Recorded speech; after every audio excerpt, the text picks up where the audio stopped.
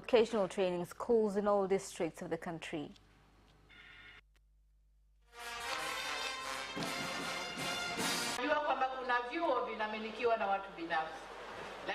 We are aware of private universities. As the government, our intention is to have universities in every district of the country for our children who are incapable of enrolling in private universities by setting aside 100 million shillings for such projects in all 61 districts. Katika wilaya zote 62, vijana wa Tanzania bara na Zanzibar wamepata nafasi ya kuonyesha. Through Youth Week, youth from both Tanzania mainland and the Isles participated fully. It has proved to us that our youth are well prepared. The Energy and Minerals Parliamentary Committee has expressed satisfaction with the assured availability of gas energy at Kinyerezi 2 Energy Shoring Center, which produces 240 megawatts that is placed into the national grid. The ministry has also placed emphasis on professionalism to ensure the country does not experience electricity shortage. Tumefuatilia kwa mujibu wa maelezo tuliyopata, megawati hizo 240 zinapatikana. Kwa hiyo hili linatupa comfort kwamba mahitaji yetu ya umeme bado tutaendelea kuyafikia. Lakini vile vile tumetaka kuona jinsi ambavyo vituo hivi vinaendeshwa.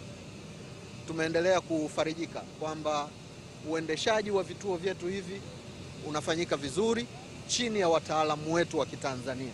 Na kizuri zaidi sasa hivi wataalamu wote kwa 100% wanaokiendesha kituo hiki ni wataalamu wa Tanzania wenzetu.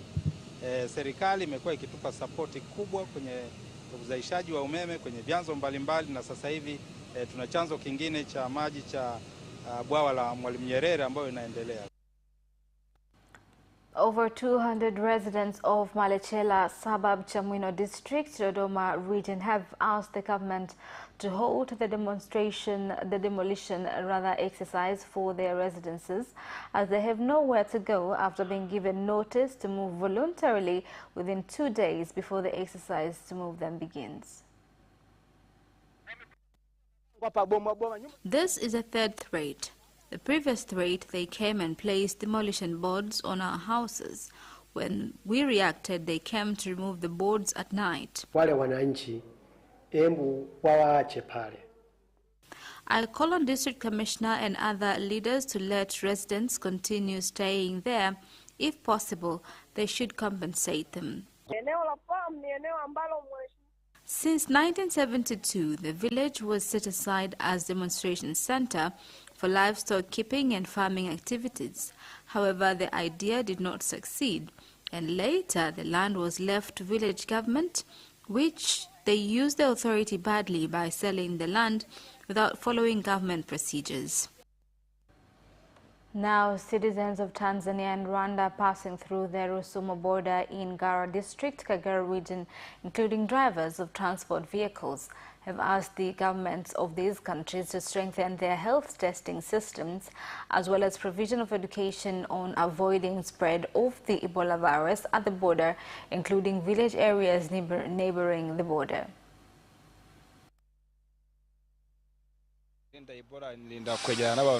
I protect myself from Ebola by washing hands, evade handshakes. We have been informed that core symptoms of the disease is spitting of blood from all open pores. Indeed, it is a very bad disease. The government should put more efforts in combating spread of the disease. For us who lives by the border, should continue disseminating information on the disease for people to be able to protect themselves and report a person with Ebola immediately in order to control spread of the disease. Rusumo is bordering Rwanda, which is neighboring Uganda and Congo. There are good communications between us and Rwanda in controlling movements of people and checking their health status before crossing the borders. A group of wildlife experts from the Ministry of Natural Resources and Tourism, including Tanzania Wildlife Research Institute TAWIRI, as well as Tanzania National Parks Authority, have begun an exercise to place GPS trackers on lions, elephants and giraffes at Mikumi National Park so as to follow their movements and address incidents of poaching, as well as to reduce conflict between livestock keepers and humans. Tunachofanya sisi ni sayansi katika uhifadhi. This is typically scientific measures in wildlife to ensure sustainability of our activities without disturbing social life. Sisi kama maliasili, watu wa maliasili, itatusaidia pia katika kuhakikisha usalama wa tembo. Wajibu wetu sisi ni kulinda, kuhifadhi na kuendeleza maliasili zote ndani ya Jamhuri ya Muungano wa Tanzania. And the Ministry of Health has said that the government's intention is to ensure citizens have access to health insurance for all, adding that citizens from political parties and non-government organizations need to continue to be given information so that they can contribute as well. Ikianza kutekelezwa, wananchi wawe wanaelewa umuhimu wa bima ya afya. Wawe wanaelewa hii sheria ya bima ya afya kwa wote ikoje. Kwa sababu kuna baadhi ya wananchi wamepotosha ambao pengine kwa sababu tu ya kutoelewa. Kujua huu mfumo una customize vipi kwa kumwangalia kijana na mahitaji ambayo anayo na nafasi na eneo ambalo tayari yanalo. Je, tunao uwezo wa kulipia? Je, kati hii msaada unakuja, sheria inaenda kuanza. Isipokuwa sasa tunaishauri serikali kwamba walisimamie, yani likishapita walisimamie lisiwe na masuala ya ujanja kama ilivyo hizo bima zingine. And 29 households with 170 people, 1,150 livestock, led by the Councillor of Eyasi, Agustino Romei, have left Ngorongoro to head to Msomera village in Handeni district as part of the 13th group to voluntarily leave the Ngorongoro Reserve. Kwa hiyo serikali ilikuwa na nia nzuri na nia yake ni tubadilike sasa, tuendane na dunia. Kwa hiyo tumeondolewa jangwani kule sasa. Sawa, ni hifadhi ni nzuri, lakini ni jangwani kwa maisha ya binadamu ya sasa. Kaya zinazohamia Msomera ni 29 zenye jumla ya watu 170, lakini zina mifugo almost 1,150. Mwalimu Nyerere ametutoka, lakini alama zake alizoziacha katika hali ya uhifadhi tunaendelea kuwa nazo. Leo Ngorongoro hii, Mwalimu Nyerere aliweza kupita maeneo yote na kuweza kubainisha mpaka mipaka ya Ngorongoro iwe wapi. Education stakeholders in the country during the commemoration of 23 years of the death of the father of the nation, Julius Kambarage Nyerere in Mbeya region, have advised the government to prepare new syllabuses that will be written in Kiswahili so as to help the country's growth and enable students from preschool level to university to learn fluently.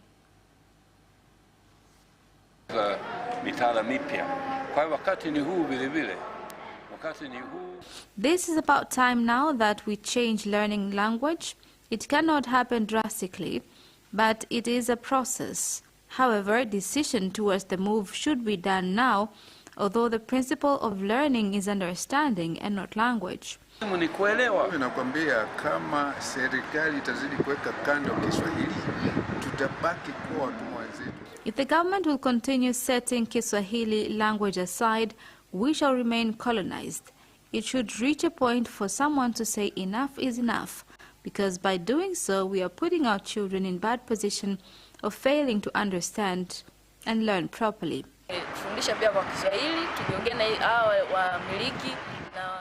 Private schools should teach in Kiswahili language so that when we go to ordinary level, we can all understand our studies without any language barrier. The end of national news. International news follows next.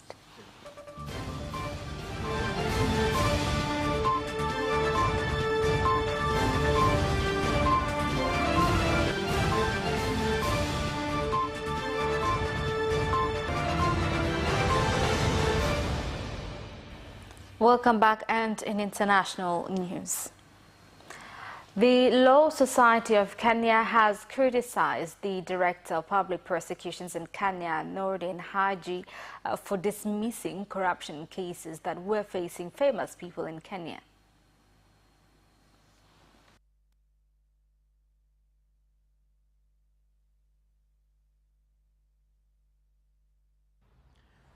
The Law Society of Kenya is alive to the fact that before any prosecution is commenced, the DPP reviews the file under the decision to charge guidelines and only approve the charges if the investigations reveal a probable case against the suspects.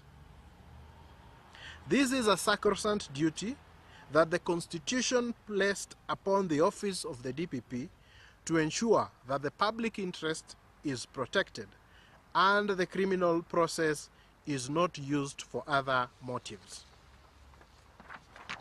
We are therefore alarmed by the recent decisions by the DPP as they point to either two very disturbing scenarios. One, that the prosecutions were mounted for ulterior purposes whose end have been achieved or overtaken by events, or two, that the DPP has withdrawn the cases to aid an ulterior motive. The Director of Public Prosecution therefore owes the country an explanation as to the reason informing the discontinuation of cases. If the cases are being withdrawn for lack of evidence to sustain the charges, the DPP must take responsibility and explain how the decision to charge was arrived at in the first instance. We all recall that some of those suspects were arrested in somewhat dramatic situations with media press releases as to the reasons for their arrest and arraignment in court. However, the discontinuation of charges have been done silently and without any press release from the DPP.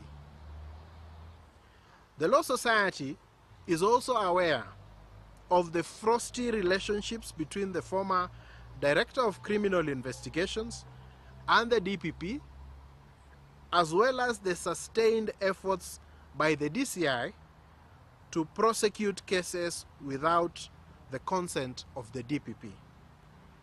The Society therefore calls on the DPP to publicly reveal the reasons for the discontinuation of the cases if the public are to restore confidence in the office of the Director of Public Prosecutions.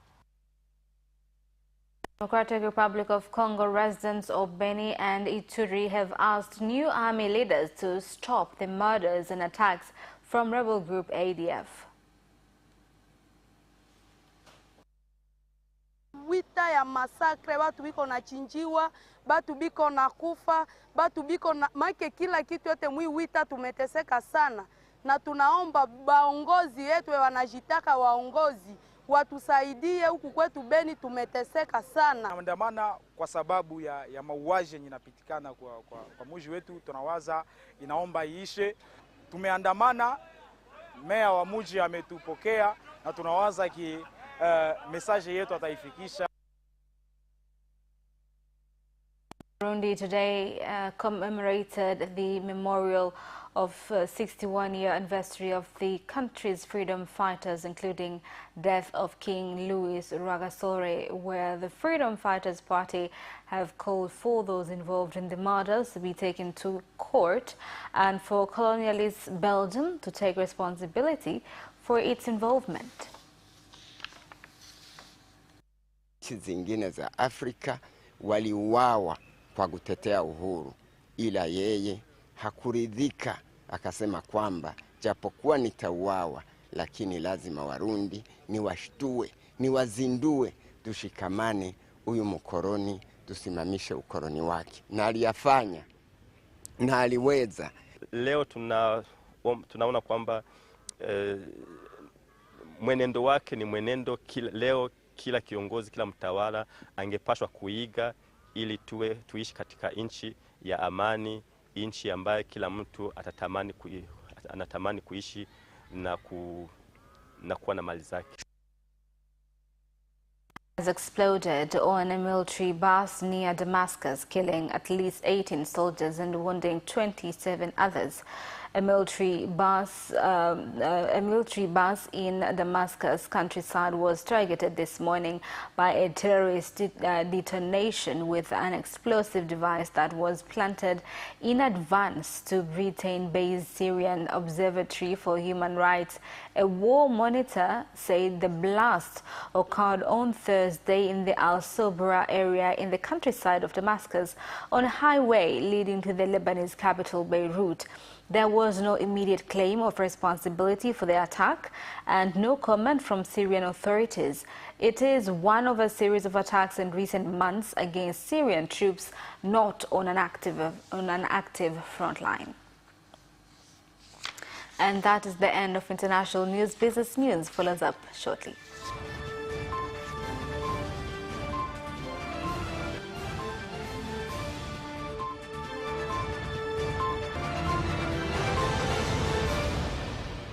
Welcome back, and in business news tonight.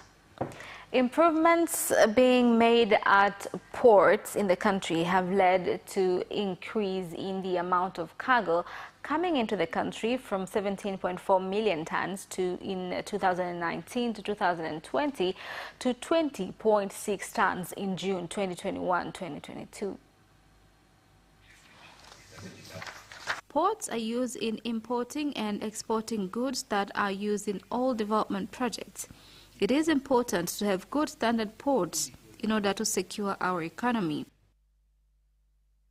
The Reform Commission in the country has discovered deficiencies in implementation of policies and laws involving crop prices for farmers, causing presence of informal market systems, including agents and unfair prices to farmers.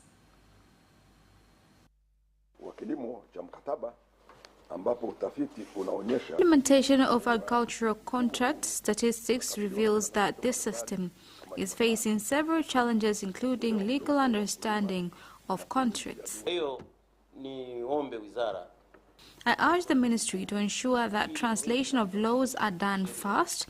The government is funding such projects. So far, over 200 laws have already been translated. The National Social Security Fund, NSSF, has received an investment certificate for 800 shares that it purchased from Tanzania Development Bank TDB, with the Executive Director of NSSF, Masha Mashomba, sharing that the investment is aimed at strengthening the value of the fund. Hii inaenda sambamba na lengo letu la kuhakikisha kwamba uwekezaji tunaofanya unatoa mapato mazuri. Investments done should be profitable by optimizing returns. We have tried to change our investment portfolio so that we could get a big amount of returns. This is a very big step. The board will continue supporting your efforts. Bodi itawasupport kwa kila jambo ambalo linafanyika kutupeleka hatua mbele zaidi. And that is the end of business news. Sports news follows up next.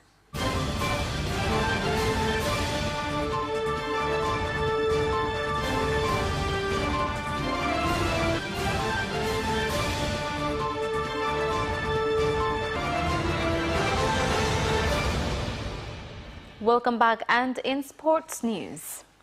The NBC Premier League has continued today with Geita Gold forcing Coastal Union to a 0-0 draw at Mkwakwani Stadium in Tanga.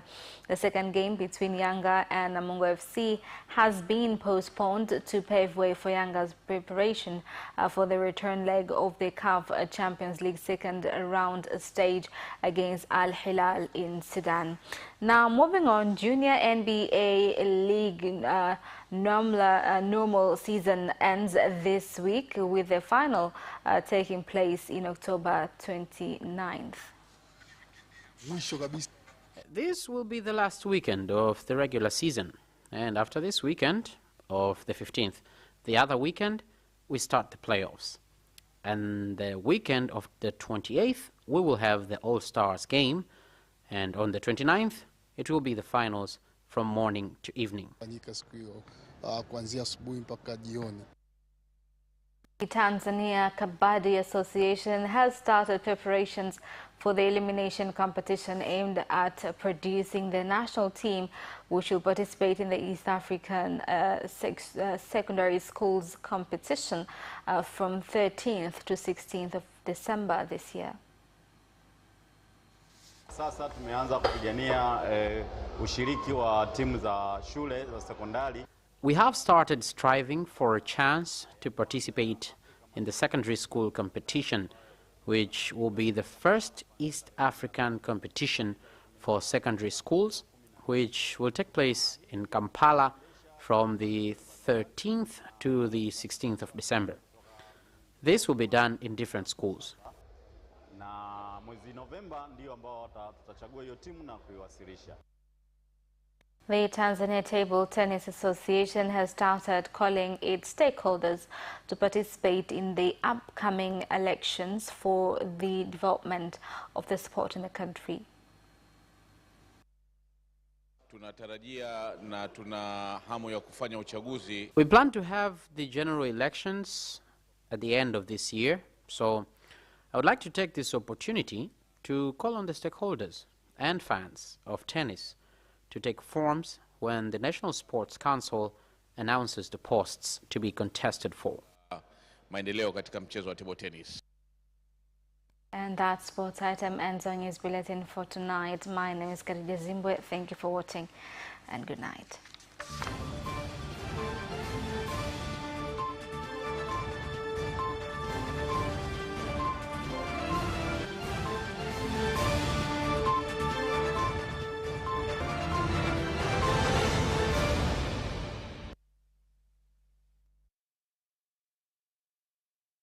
Watch Capital News at 9:30 and get updated on what is happening in Tanzania and around the world on political,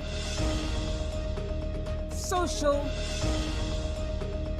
and economic issues and events, without forgetting business and sports news. You can get it all right here on Capital News at 9:30 from Monday to Friday on Zuku Channel 067, Digitech Channel 1103, and Facebook Capital Television Tanzania. Sasa unaweza kutangaza